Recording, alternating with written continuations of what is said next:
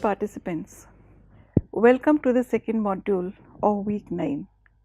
In the previous module, we have discussed how in its desire to express emotions and sensibilities, people have always tried to link the word with some type of images. In the prehistoric times and in the beginning of the civilizations, we find that different type of actions and activities were pursued for this combined expression. We have seen how from the days of cave drawings to theatres to spectacles, we have gradually grown to the development of technology in such a state that the projection of moving images became a possibility. By the time we come to the 19th century, the debates about the primacy of the image or the primacy of the word for the literate and the cultured people had already started. By the time we find that the 20th century is about to start, cinematography has already become a fully developed art, and therefore we find that its association with literature has to be discussed further in detail. In this module, we would discuss to what extent cinema and literature are independent and also interdependent. If we look at cinema, do we look at it only as a mass entertainment medium, or do we look at it as an art? When we look at it as an art, is it different from being an entertainment medium only? And if it is an art, how is it different from other mediums of expressions to which it bears a resemblance, particularly the theatre, to which it owes a lot of inspiration, and also to literature? Is it a tool of enlightenment that also reveals reality as it is, or is it a tool of deception projecting those images which can only fool a person?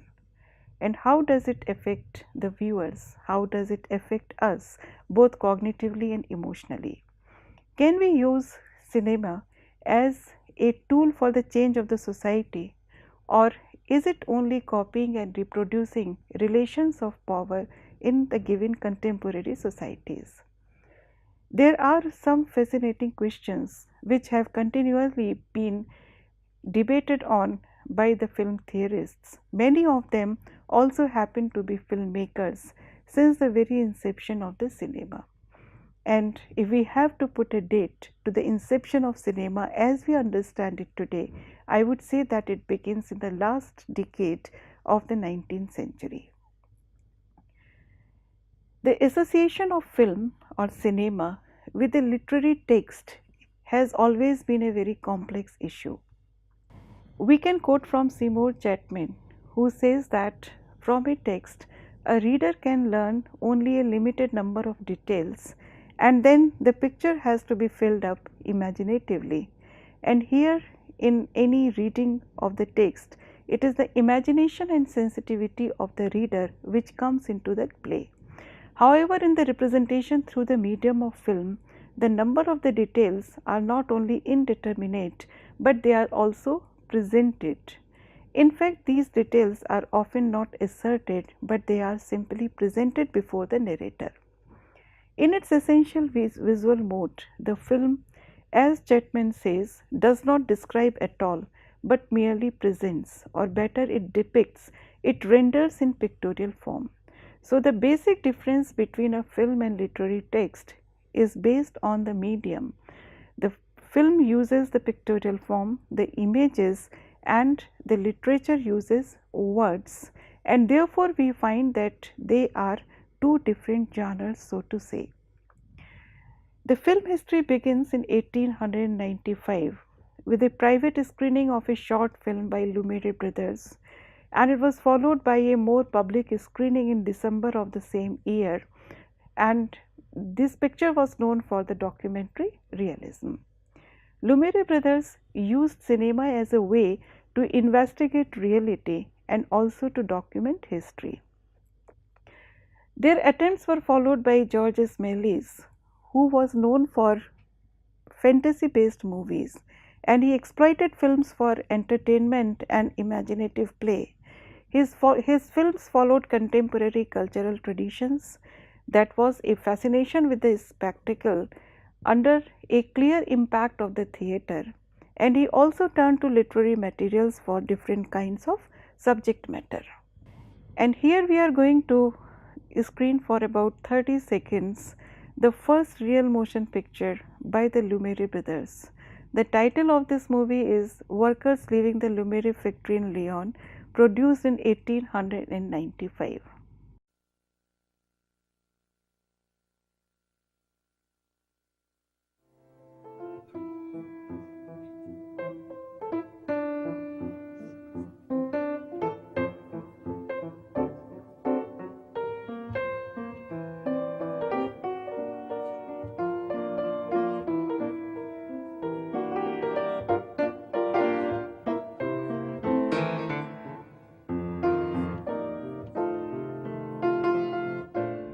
Since these documentaries, as Lumiere brothers had presented, and events which are already known to people, can entertain audience in a limited way, they have an air of reporting, of a newspaper reporting to them, and therefore for entertainment, films turned to the cultural currency of popular literary tales, and these tales were often based on action.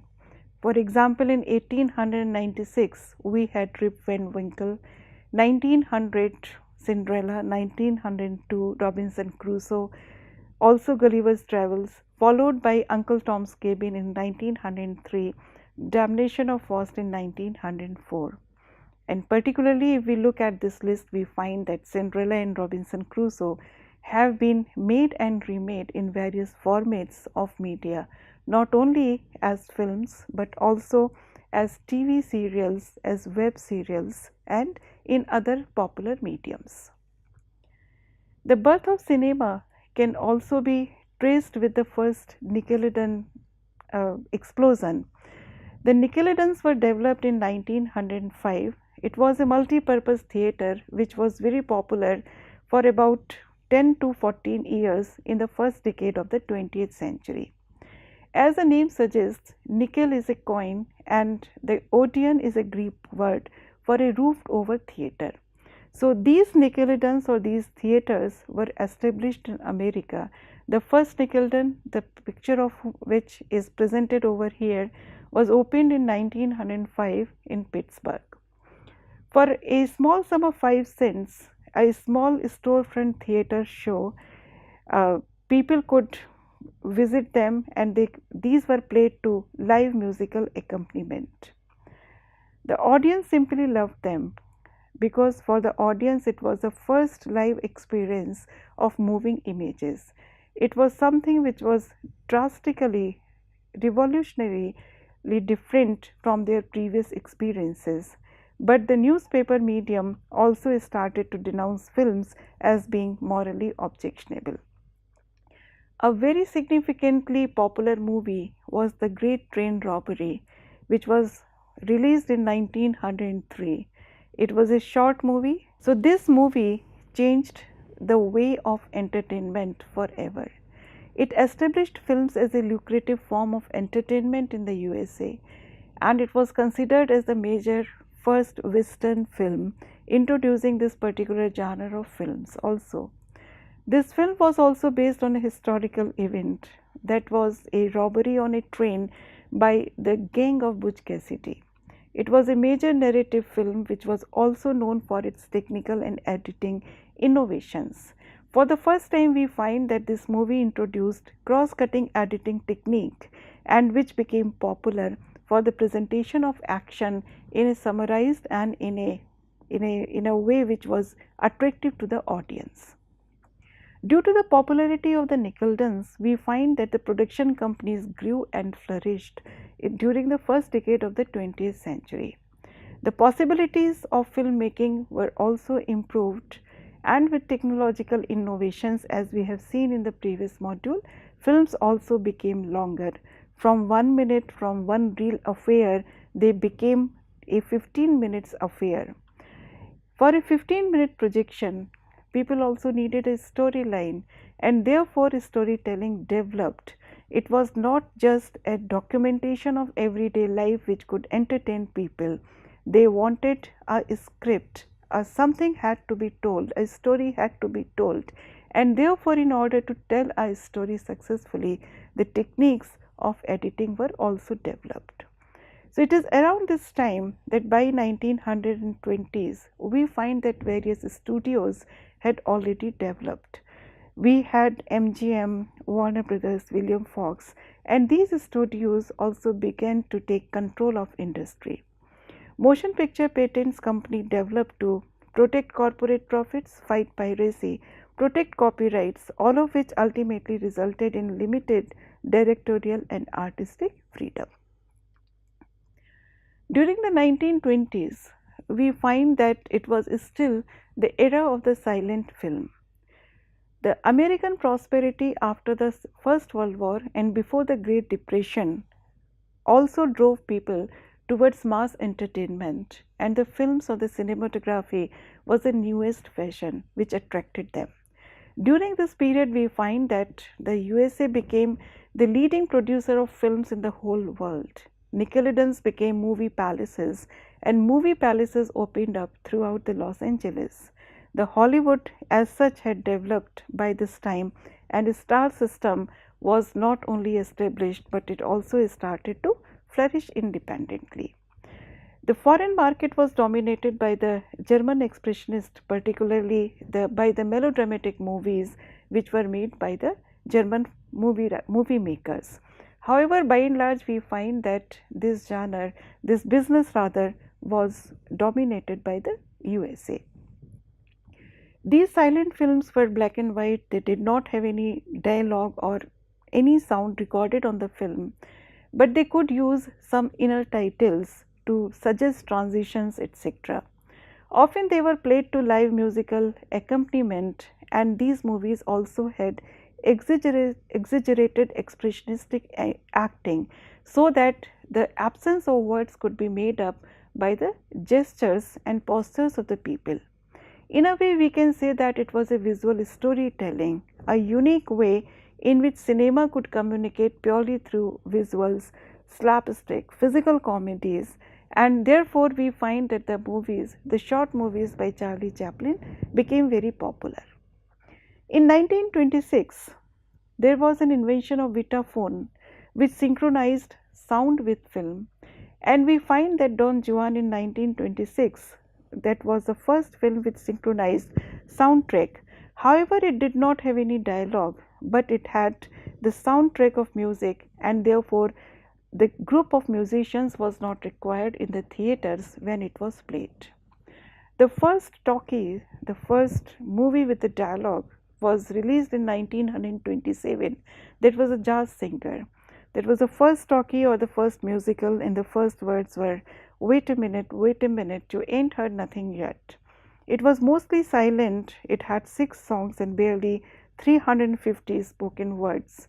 It also won the first Academy Award in 1927. So we find that the silent era has ended now, and there is an upheaval. Now we find that in this era, while people were still enamored by the movie, there were certain restrictions which were being felt by those people who were in the business for making films. The camera movement was restricted because the sound equipment was very heavy, and acting also suffered because there was a compulsion to record live dialogue. The actors were inexperienced in using their voice for the record purposes, and the sound equipment was also stationary.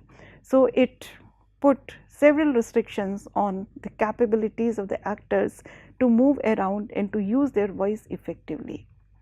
Also, those actors who were otherwise good looking but did not have a good voice also suffered, and the voice as well as the face became important, and therefore it resulted into a decreased marketability for some actors. And very soon we find that new equipments were developed for sound stages, soundproof cameras, and then we find that there was a market which became restricted for the English language films. In other countries, because the technology was not developed at the same pace, we find that the market was overpowered by the English movies. Whereas silence is universal, a particular language can be understood only by the native speakers, and therefore we find that the market was overcrowded by the English based films only. The classical cinema started to draw from literature around this time heavily. And particularly, I would refer to the work of D.W. Griffith. His work after 1913 is credited for the birth of classical cinema from literature.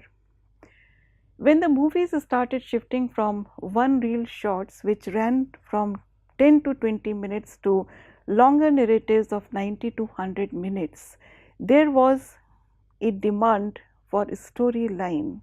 One reel shots competed for short stories which were available with popular publications, and therefore there were many writers who used to publish in the Saturday Evening Post. Their short stories were very much in demand because one short story could easily be filmed in a 1 or 2 reel shots. But for longer narratives, people needed longer stories, and therefore we find that Griffith started to turn towards the 19th century realistic novels, and particularly we find that the work of Dickens was very much in demand.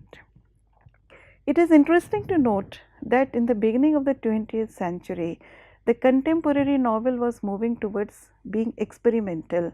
We have novelists like Virginia Woolf and James Joyce who were experimenting with the techniques in order to express the inner goings on of the characters, whereas the cinema, as it was still in the nascent stage, went towards the realistic novels for inspiration. Griffith borrowed from serial novels for one reel shots, particularly he borrowed from Perils of Pauline, also from poetry because he made one reel shots based on Whitman's Leaves of Grass. He also made one reel shot on Tennyson's Enoch Arden. His film version of Enoch Arden, based on Tennyson's poem, was later on developed into a more faithful version and into a 2 reel version. Many places showed the 2 reels as 2 independent parts, but Griffith always treated it as a single film. This version altered the direction of the cinema and its relationship with literature, which among other aspects had also introduced the star systems. So we find that this system of stars, with the sellability of a film, because of the presence of a particular individual in it, also dates back to the early decades of the 20th century. Now, it is at this moment that the criticism of the film versus the criticism of the novel was started by the people. It is already well established in the beginning of the 20th century that there are 2 independent yet interdependent art forms, and people tried to explore the essence of the cinema and provide conceptual frameworks for understanding film's relationship with literature in order to understand these 2 different forms of expression. If we come to the expression of an individual or individual sensitivity or the sensitivity of a people, then what are our expectations from any art form? For example, if we read a novel or a story, what exactly we want in it? When we watch a film, do we want anything in it? Or when we look at a TV serial which is based on literature, when we watch a movie which is based on literature, what are our expectations in it? Do we look at a movie only for the entertainment? Do we read a novel or a story only for the entertainment, or do we have certain other expectations? So we find that critics as well as filmmakers were struggling to find out answers to these questions. It is very pertinent to refer to certain critics who were writing in the early days of the development of movie. I would refer here to Bela Balzac, the pioneer in the sphere of film theory, who had written that the film is the only new art form which can afford the opportunity of studying the laws governing the evolution of an art in the making. As it is progressing day by day, it is still not an established art form. It also does not have any history to which it can fall back on, and therefore he finds it very interesting. He also recognizes the power of the films as being the greatest instrument of mass influence ever devised in the whole course of human cultural history. And he argues that a deeper understanding of the origins and developments of this new expression would offer a knowledge of the conditions of the evolution of culture in an industrial age. Now, here it is noteworthy that he is referring to the development or the evolution of culture in an industrial age, and therefore we also have to remember the close connections which cinema as an art form has with industry, with technology, and also with the market forces of the capitalist era. Balzac also laments the lack of critical appreciation of films as a major disservice to the mental health of the nations, as in his opinion films have a much greater impact and influence on the minds of the public than any other art form. He suggests therefore that the wholesale industrialization of art and literature did not start with the film, but in his opinions, films arrived only when there was this trend already established, and this trend of industrialization and commercialization of art in a big way was gaining momentum. The invention of film cinematography was immediately grabbed and used for large scale exploitation of dramatic art, and the camera made it possible to substitute a machine made, one might say, industrial production of the actual flesh and blood handmade performance of the stage, and therefore it was turned into a commodity capable of being reproduced in unlimited quantities and distributed at low cost. So, we find that Balzac here has presented a very interesting argument. He says that cinema is the product of a world where the commercialization of art had already started. And since the commercialization of art had already started, cinema as a particular art form was captured by those people, and it was utilized particularly because the technology had made the larger reproduction and distribution easier. His scholarship on films recognizes the unique position of film as an art form whose origin and development is coextensive with the growth of industrialization. Film emerges, in his opinion, as a site that encapsulates the contradictions of the society and culture in a post-industrial and post-modern society. And critical appreciation of films affords us the ability to understand and explore the various impulses, drives, and ideological frameworks that dominate and direct one's perceptions of reality. The revolutionary potential which a film as an art form possesses is also highlighted by Walter Benjamin in his very interesting essay titled The Work of Art in the Age of Mechanical Reproduction, published in 1936. So, we can see that when cinema as a medium of art form was developing, people were still grappling with the various dimensions it may have, and whether the mechanical reproduction of an art form is necessary for a culture or not. So, Benjamin argues that mechanical reproduction inaugurated a drastic change in the way people understood the conception and function of art. Prior to that, the conception and function of art was viewed in a different manner. He also says that the democratization of art forms, as they became available and accessible to a greater number of people, is at the very heart of the revolutionary potential of an art form like film that promotes, and I quote, the revolutionary criticism of traditional concepts of art. So, Benjamin has also viewed the cinema as a revolutionary criticism of traditional concepts of art and looks at its revolutionary potential in a positive manner. Benjamin has been influenced by the Soviet cinematic practices of montage as a dialectical category, and therefore he says that cinema as a medium has the ability to change the reaction of the masses towards art, fusing visual and emotional enjoyment with the orientation of the expert. It has the ability to provide the opportunity for collective experience and has the ability to enrich our field of perception through slow motion, different types of camera motions, distances, close ups, and enlargements. So, we find that Benjamin has also talked about the collective experiences, the emotional enjoyment fused with the visual appeal of the cinema. As opposed to this optimistic view, we find that Adorno has criticized the film industry in his essay on culture industry. He says that the film, the mode of participation which the film makes it possible for us or opens up for the people, it forces upon the spectator a mode of participation in which there is no possibility for having creative and imaginative powers. Adorno's idea is that the spectator simply looks at certain visuals, certain images, and he is not able to participate in any creative and imaginative way. He argues therefore that the sound film surpasses the theatre of illusion to such an extent that it leaves no possibility to respond critically to what is being shown without losing the thread of the story.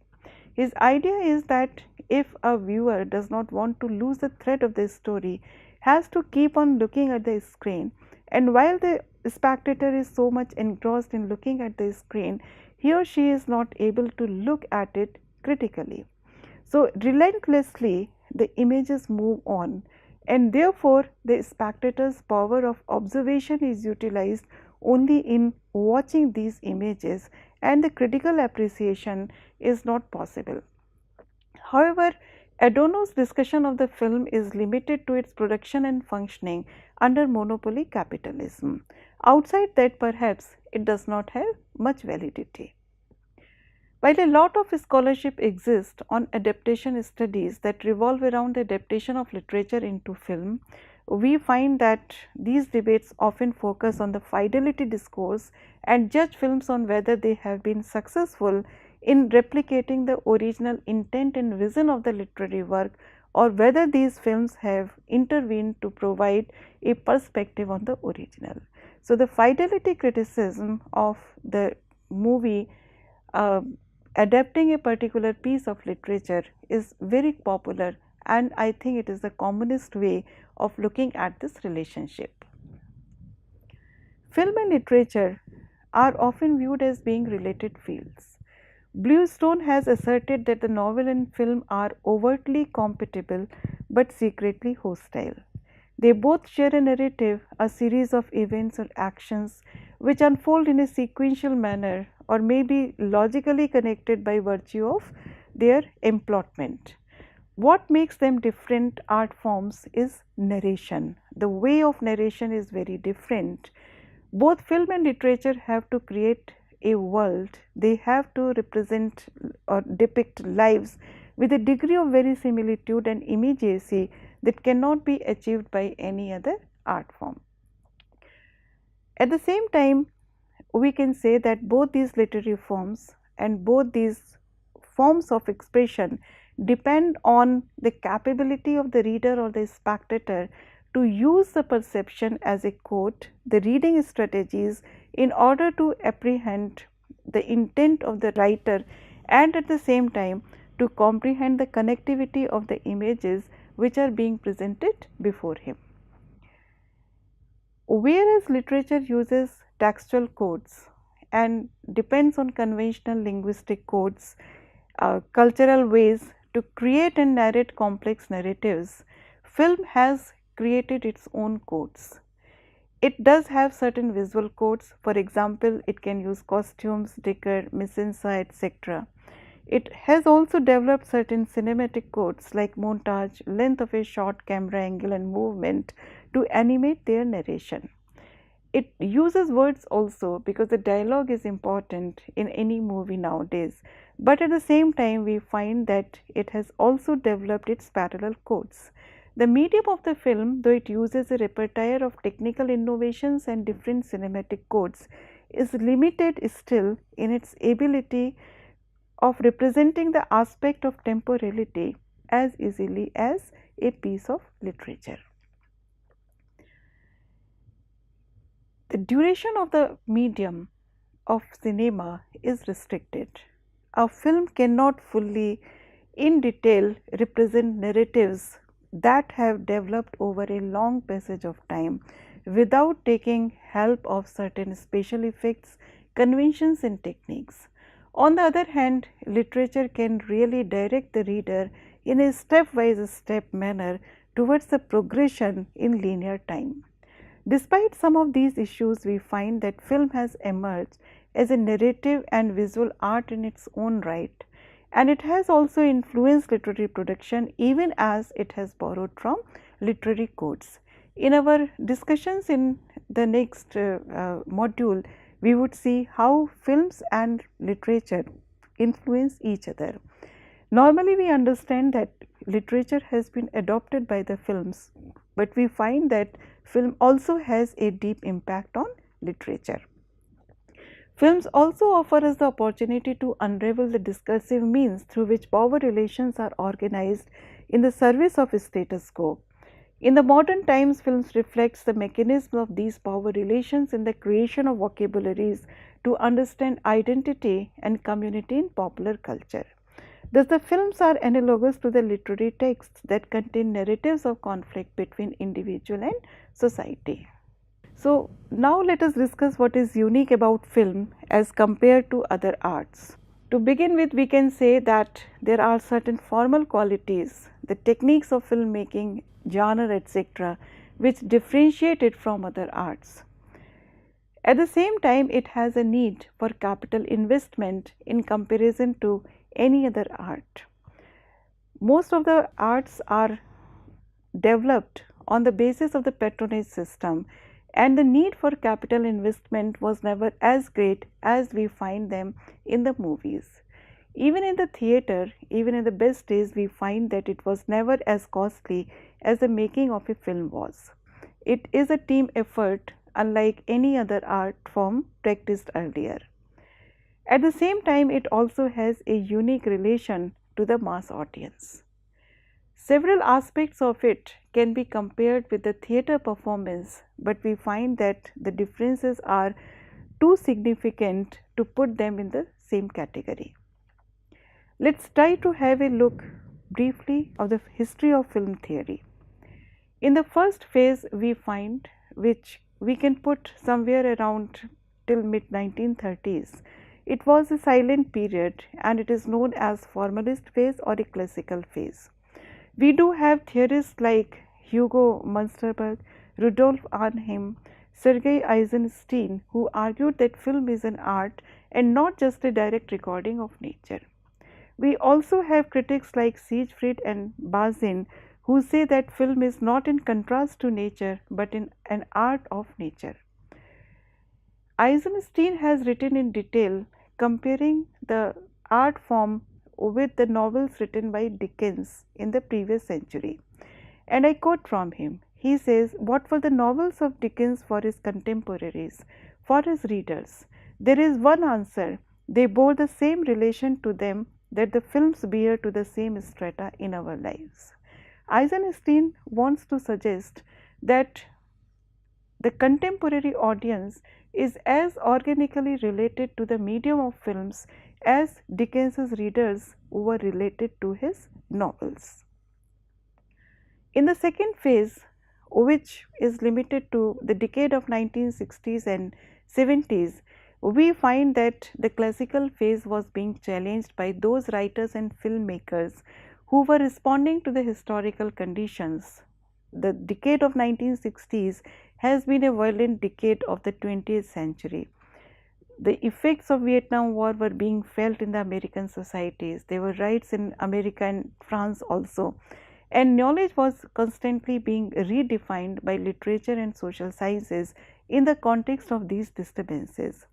So, we find that the ways in which classical phase responds to art, nature, society, gender and language, etc., was also being challenged in this second phase. It was followed by another phase in 1970s, where inspired from linguistics, people and filmmakers started to draw upon the works of Chomsky and Soso and started questioning the systems of meaning that allowed communication of all kind to exist. Various theories of Lacan, Derrida, Strauss, Foucault, Freud, etc. were applied on film analysis. The fourth phase of the history of film theory is rather eclectic. So, we find that in this time the various aspects of human knowledge were applied to understand films, and approaches drew on feminism, cognitive psychology, etc. in a much more significant way in comparison to what was being done in the third phase.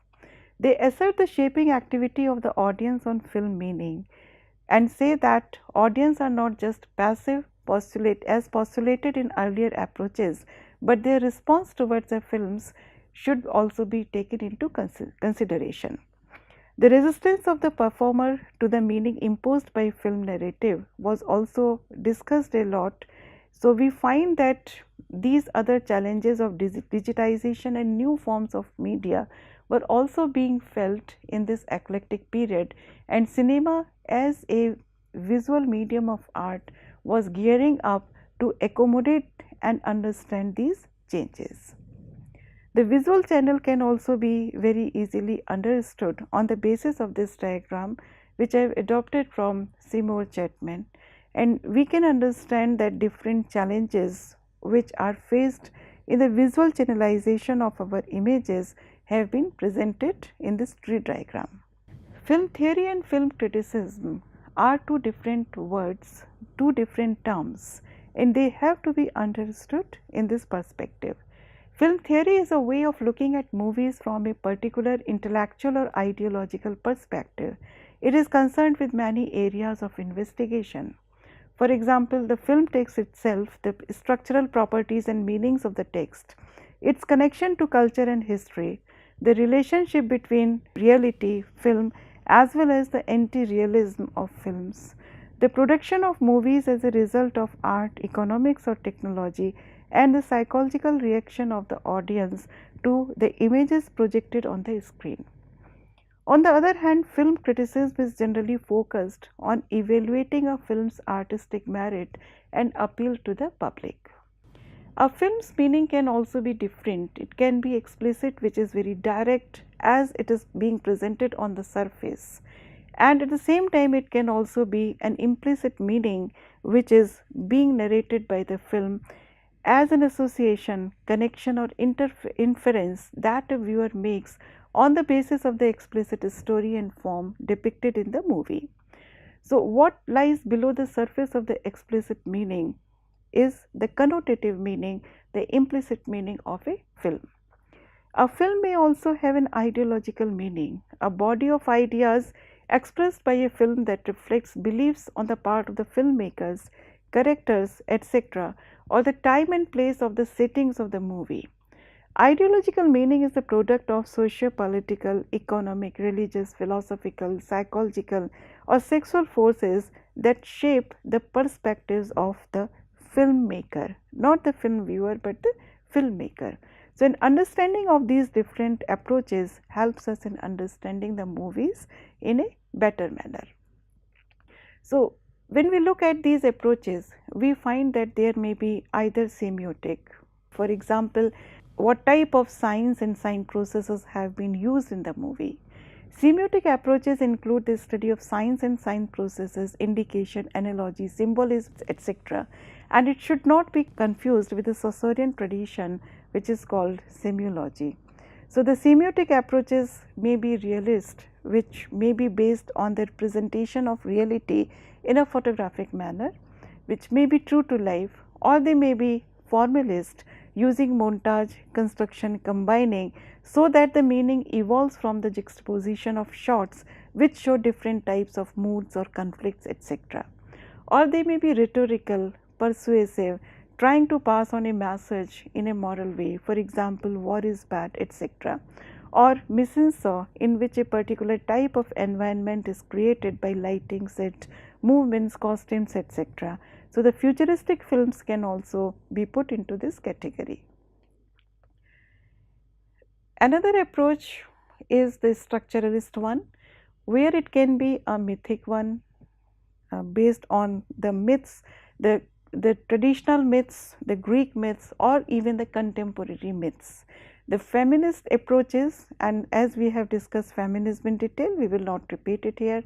The sociological approaches can also be there. The political approaches have also been very popular in the period movies. For example, the Marxist approach has been a very popular one, in which the proletariat is projected as a hero, rising up and creating a classless society with prosperity for all. And the Marxist vision of society is particularly portrayed in the movies of Devashenko and Pudovkin. The psychoanalytical movies have also become very popular, and they may reveal emotional dynamics which are not deliberately fashioned by the artist.